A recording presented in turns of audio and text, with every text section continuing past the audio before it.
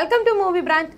Hema committee report പുറത്തു വന്നതിന് പിന്നാലെ മലയാള സിനിമാ ലോകത്തെ പിടിച്ചുകുലുക്കുന്ന വെളിപ്പെടുത്തലുകളാണ് ഉണ്ടായത്.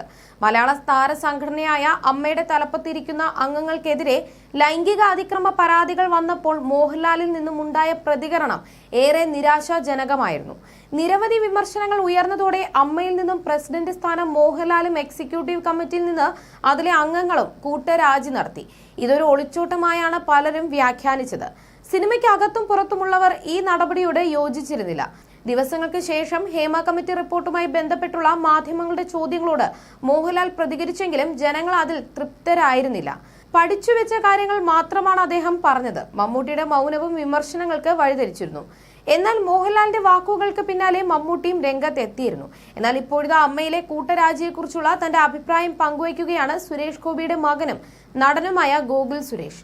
അമ്മയുടെ ലീഡറായി മോഹൻലാൽ മാധ്യമങ്ങളെ കാണണമെന്നായിരുന്നു അവസാനം അവരുടേത് നല്ല തീരുമാനമായിരുന്നു എന്ന് ചിലപ്പോൾ നിങ്ങൾക്ക് തോന്നിയേക്കുമെന്നാണ് ഗോകുൽ പറയുന്നത്.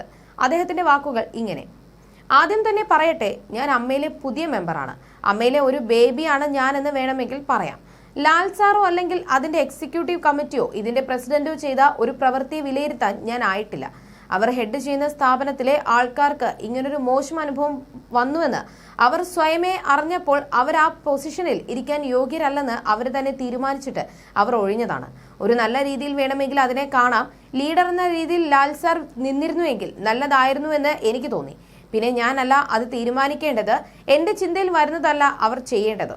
എല്ലാം കറക്റ്റായിട്ട് തന്നെയാകും അവർ ചെയ്യുക. അവസാനം അവരുടേത് നല്ല തീരുമാനമായിരുന്നുവെന്ന് ചിലപ്പോൾ നിങ്ങൾക്ക് തോന്നിയേക്കും. ഹേമ കമ്മിറ്റി റിപ്പോർട്ടിനെ കുറിച്ചുള്ള ചോദ്യത്തിനും ഗോകുൽ സുരേഷ് പ്രതികരിച്ചു. വിക്ടിമാകുന്ന ഒരു വിഭാഗം ആളുകൾക്ക് സപ്പോർട്ട് സിസ്റ്റം തന്നെയാണ് ഇങ്ങനത്തെ പരിപാടി ഇനി നടക്കില്ലെന്ന അവസ്ഥ. അതുപോലെ തന്നെ ഫേക്ക് വിക്ടിം പ്ലേ ചെയ്ത് ആളുകൾ വരുന്നതും നല്ലതല്ല.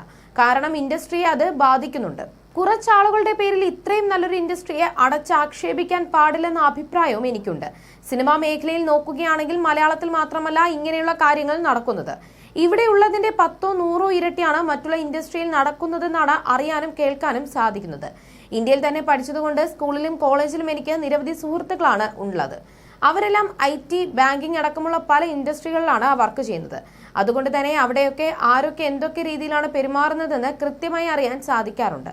സ്ത്രീ സുഹൃത്തുക്കൾ എന്നോട് പറഞ്ഞിട്ടുണ്ട്, ഇതൊക്കെ എല്ലായിടത്തും നടക്കുന്നതാണ്. അതുകൊണ്ട് തന്നെ എന്താണ് മനുഷ്യൻ ഇങ്ങനെയെന്ന് പലപ്പോഴും നമ്മൾ ആലോചിക്കും. എല്ലാവർക്കും തെറ്റുകുറ്റങ്ങൾ ഉണ്ടാകും. എല്ലാവരും മനുഷ്യർ തന്നെയാണ്. എന്നാൽ നല്ല രീതിക്ക് എല്ലാവരും ജീവിക്കാൻ നോക്കിയാൽ ഇങ്ങനെയുള്ള പ്രശ്നങ്ങൾ ഉണ്ടാവില്ലെന്നും ഗോകുൽ പറഞ്ഞു.